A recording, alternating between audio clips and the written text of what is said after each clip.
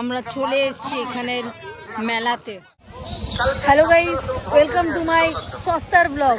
আর আজকে আমরা চলে এসেছি এসকে ভিউর পাশের মাঠটায় মেলাটা দেখতে। এখানে আমার সাথে অনেকগুলো বন্ধু এসেছে, তো ওরা ওখানে গেল।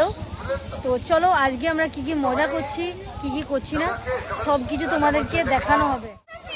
বাপ, এই তো আমাকে ছাতাটাও দিবেন নাই বলছে। আর কি হলো, কি হলো রে, কি হলো, কি হলো? ও এইটা দিয়ে চেপে গেছে গাইস, অন্য ইয়াতে চেপে গেছে, যেটা টিকিট কাটিছে আর অন্যটাই চেপে দিয়েছে।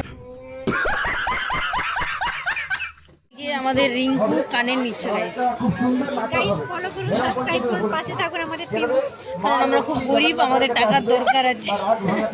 তোমরা যে সাবস্ক্রাইব করো তাহলে মেলাতে পরের বারে কানের কিনতে পারবে।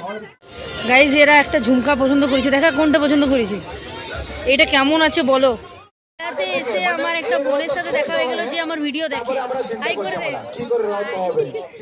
খাবার খাওয়ার জন্য চলে এসেছি।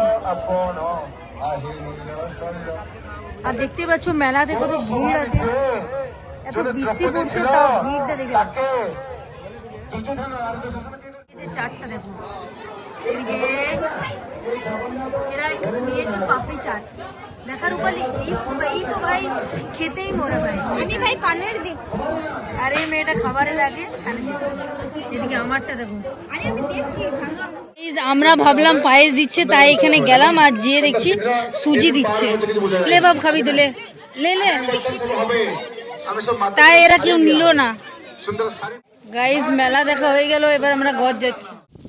আমি ভেবেছিলাম আমি জীবনটা হাতে নিয়ে বসছিলাম, তারপরে আমি দেখছি না বেশ ভালোই চালাচ্ছে। দেখো গাইজ আমি ভালো স্কুটি চালাই, মানে এবারে আমি moments later. গাইজ আমরা চলে এলাম 40 কোয়ার্টারে।